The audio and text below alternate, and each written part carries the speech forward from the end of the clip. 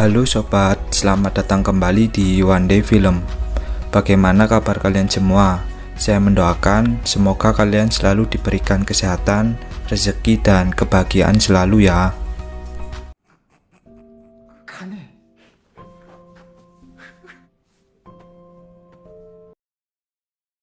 Pada awal episode ke-7 kali ini, kita akan diperlihatkan beberapa petugas pria bertopeng yang membawa peti mati. Dan dapat dipastikan isi dari peti mati tersebut adalah para mayat peserta permainan kelereng sebelumnya.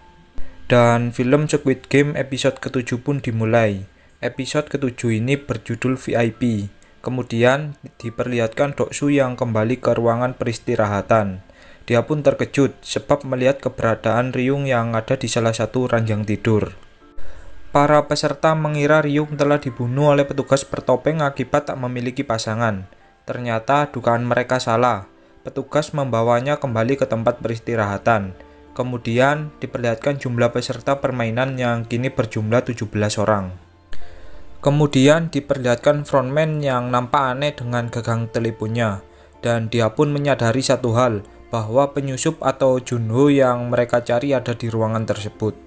Frontman kemudian mencarinya di ruangan tersebut, sambil mengatakan bahwa dia sebelumnya meletakkan gagang telepon secara terbalik. Akan tetapi kali ini gagang teleponnya tak terbalik. Frontman pun kemudian masuk ke tempat di mana terdapat berkas atau dokumen permainan. Hampir saja Junho ketahuan, untung saja anak buah frontman memberikan informasi kalau ada mayat yang terdampar. Kembali ke peserta permainan, diperlihatkan Doksu yang sepertinya kesal dengan Ryung. Lalu Si Byuk yang masih bersedih terhadap kematian Jiong. Gi-hun yang masih merasa bersalah akan kematian kakek tua. Sang-woo yang melihat Gi-hun bersedih mengatakan bahwa mereka mengenal para peserta di tempat ini, jadi tak usah terlalu ditangisi. Sang-woo menyuruh Gi-hun melihat salah satu orang yang terdiam. Sang-woo mengatakan dia baru saja kehilangan istrinya. Lalu diperlihatkan salah satu mayat yang terdampar di sebuah pantai. Frontman kemudian melihat identitas pria tersebut yang bernama Hong Junho. Di sini frontman pun terkejut. Kembali ke peserta permainan, seseorang yang disebutkan Sang-woo kini meminta mereka semua untuk berhenti bermain, dikarenakan sudah banyak orang yang terbunuh. Sang-woo yang mendengar perkataan orang itu pun langsung menghampirinya dan membentaknya. Sang-woo mengatakan, kenapa tidak kau saja yang mati daripada istrimu. Lalu diperlihatkan beberapa orang bertopeng yang turun dari helikopter, yang kita tahu dia adalah tamu VIP. Orang-orang tersebut memakai topeng bertema hewan. Lalu diperlihatkan frontman yang berbicara dengan seseorang yang sepertinya dia adalah orang pemilik permainan tersebut. Kemudian salah satu tamu VIP bertanya kepada frontman, di mana tuan rumah permainan ini. Frontman kemudian menjawab kalau tuan rumah permainan sedang ada urusan pribadi. Kemudian para tamu VIP dibawa ke sebuah ruangan yang begitu mewah. Tiba-tiba salah satu tamu VIP berteriak yang ternyata peserta permainan yang dia jadikan taruhan melakukan bunuh diri. Diperlihatkan Junho yang menodong salah satu pelayan tamu VIP. Benar saja, kini Junho menyamar menjadi pelayan di tamu VIP tersebut. Saat tengah tertidur, para peserta dikejutkan oleh pria bertopeng yang membawa peti mati. Di sini para peserta pun mulai kebingungan satu sama lain. Ternyata orang yang dimarahi Sang-woo sebelumnya melakukan bunuh diri dan seperti biasanya jika ada peserta yang mati maka uang akan bertambah. Kini para peserta akan dibawa menuju game berikutnya. Diperlihatkan Junho yang menyamar menjadi pelayan. Di sini Junho bertingkah layaknya seorang pelayan pada umumnya. Lalu frontman memperlihatkan contoh permainan berikutnya. Like a bridge of some sort. Not like the looks of it. Kembali ke peserta permainan, kini mereka tiba di sebuah ruangan. Petugas bertopeng kemudian menginformasikan kepada mereka untuk mengambil salah satu manekin dengan nomor urut 1-16. Kembali ke tamu VIP, ternyata mereka juga melakukan taruhan terhadap peserta permainan. Di sisi lain, Junho mencoba merekam keadaan di ruangan tersebut. Salah satu peserta kini mulai mengambil manekin di depan mereka. Peserta pertama yang mengambil manekin adalah pendeta pada episode sebelumnya. Kemudian dilanjut dengan Doksu dan kawan-kawan. Mereka memilih manekin yang ada di tengah. Kemudian salah satu tamu VIP menyuruh frontman agar memberikan sedikit informasi ke para peserta permainan. Lalu frontman pun menginformasikan bahwa manekin di depan mereka adalah nomor urut permainan berikutnya. Gi-hun kemudian melangkah maju. Dia berpikiran jika permainannya seperti lampu hijau dan permen gula sebelumnya, maka dia akan memiliki waktu lebih panjang jika mengambil nomor urut pertama.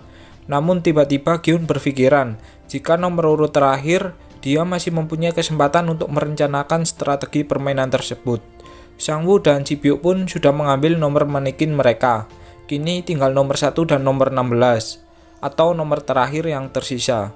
Tiba-tiba Gi-hun didatangi oleh salah satu peserta. Dia meminta nomor 1 tersebut kepada Gi-hun. Salah satu tamu VIP yang menjadikan dia taruhan pun sangat emosi, sebab permainan berikutnya ini yang awal akan menjadi tumbal, dan kemudian permainan pun dimulai. Para peserta mulai memasuki ruangan permainan. Petugas menjelaskan, di sini para peserta harus melewati beberapa kaca untuk sampai ke garis finish. Kaca tersebut terdiri dari kaca biasa dan kaca yang kuat. Kaca biasa akan pecah saat diinjak satu orang saja. Akan tetapi, kaca yang kuat mampu menahan 2 orang yang menginjaknya.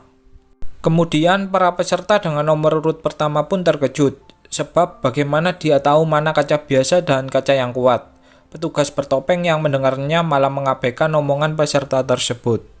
Kembali ke tamu VIP, di sini tamu VIP meminta tambahan whisky lagi ke salah satu pelayan yang kita tahu pelayan itu adalah Junho. Salah satu tamu VIP menyuruh Junho untuk duduk bersamanya.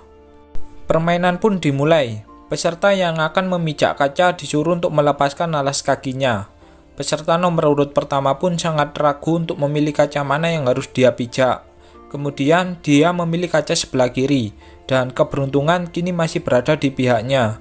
Namun saat ingin memijak kaca berikutnya, tak disangka kaca tersebut pecah, dan dia pun terjatuh dari ketinggian layaknya sebuah tower listrik.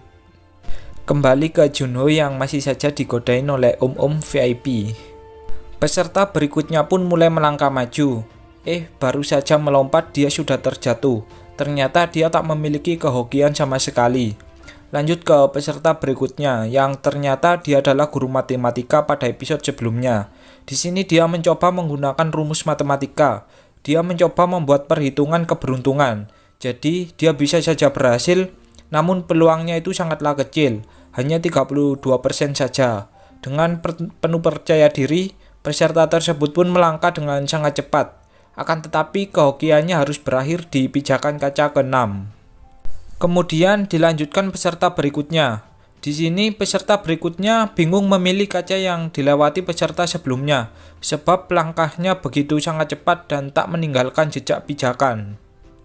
Dia pun bertanya ke ibu tua di belakangnya, dan ibu tua itu mengatakan kaca sebelah kiri. Namun peserta di belakangnya mengatakan kaca sebelah kanan.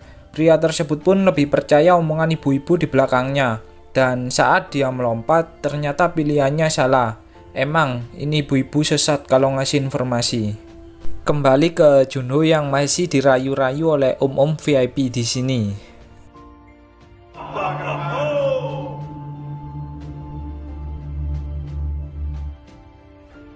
Gi-hun pun berpikiran bahwa mereka memiliki peluang besar jika semua peserta memijak di satu kaca yang benar. Akan tetapi Sang-woo memotong pembicaraan tersebut. Sang-woo mengatakan bahwa nomor urut akhir mempunyai peluang waktu lebih sedikit. Kini untuk menghemat waktu, para peserta mulai melangkah satu persatu. Namun siapa sangka sang pendeta sebelumnya malah berdoa dan mengulur waktu. Peserta di belakangnya pun berusaha mendorong pendeta tersebut agar terjatuh. Akan tetapi malah dialah yang terjatuh.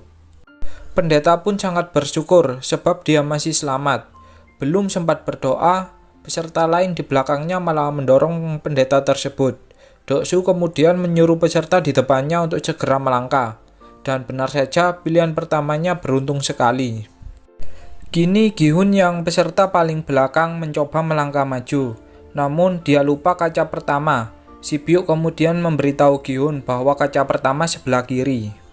Lanjut ke Doksu dan peserta di depannya. Peserta tersebut mengatakan kepada Doksu kalau dia bisa membedakan kaca yang biasa dan yang kuat. Kemudian dia pun melompat, yang ternyata pilihannya salah. Kini Deok-soo yang menjadi peserta paling depan. Deok-soo pun berpikiran, dia tak akan bisa melewati kaca tersebut. Dan kini sifat pengejutnya mulai muncul. Dia tak mau melangkah maju lebih dulu. Kembali ke Junho dan om-om VIP. Om-om tersebut menyuruh Junho melepaskan topengnya. Junho yang tak ingin penyamarannya terbongkar, merayu om-om tersebut agar dia mau dibawa ke sebuah kamar untuk berduaan. Kembali ke Deok-soo yang tetap tak ingin melangkah maju. Di sisi lain, om-om VIP berusaha menodai Junho dengan kelainan hasrat nafsunya. Junho disuruh untuk memuaskan om-om tersebut dengan imbalan uang yang begitu besar. Tak tahu malu, om-om tersebut melepaskan pakaiannya di depan Junho. Kepala Junho pun dipaksa untuk mendekati burung pipit milik om-om tersebut. Satisfied? Junho dengan sigap langsung membalikan keadaan. Di sini dia mengancam tamu VIP tersebut dengan pistolnya. Kembali ke Deok-soo yang masih tetap tak mau melangkah maju. Peserta di belakang pun berniat untuk mendorongnya agar Deok-soo terjatuh. Akan tetapi niatnya gagal, malah dia sendiri yang terjatuh. Kini di belakang Deok-soo adalah orang yang bercinta dengannya di toilet secara gratis. Ryung mengatakan bahwa dia menyesal bercinta dengan Deok-soo yang pengecut. Lalu Ryung mengatakan bahwa biarkan dirinya yang melangkah lebih maju dulu. Namun siapa sangka, tiba-tiba Ryung menggenggam Deok-soo dengan sangat kuat. Ryung berkata, bukankah saat bercinta sebelumnya kita berjanji akan hidup dan mati bersama? Ryung kemudian menjatuhkan dirinya dengan Deok-soo yang dipegangnya. Sungguh kisah cinta sehidup semati yang sesungguhnya.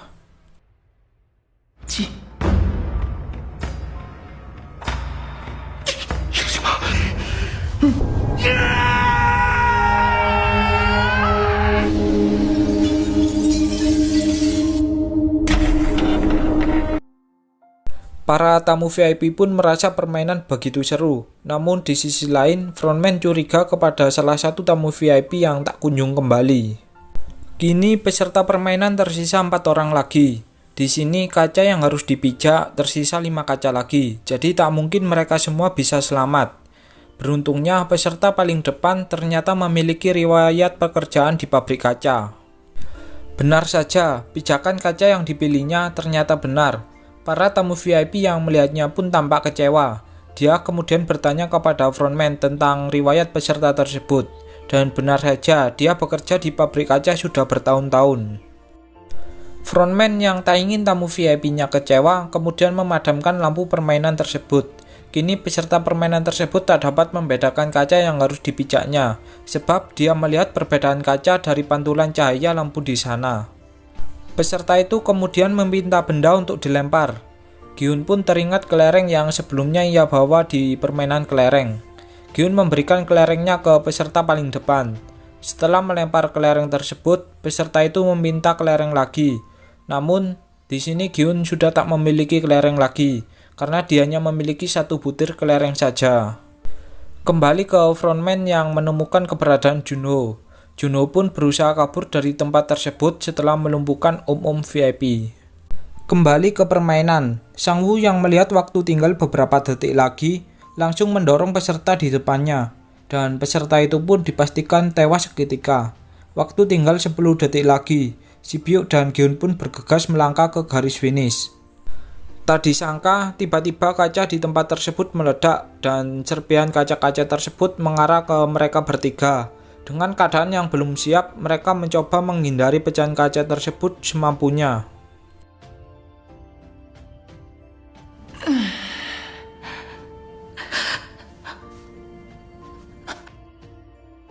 Kembali ke frontman yang dikabarkan bahwa oksigen untuk menyelam kini hilang 1, yang berarti Junho kabur dengan cara berselam di dalam air. Lalu diperlihatkan Junho yang melihat salah satu pulau, dan dia pun berusaha menyelam ke arah sana, dan film pun berakhir.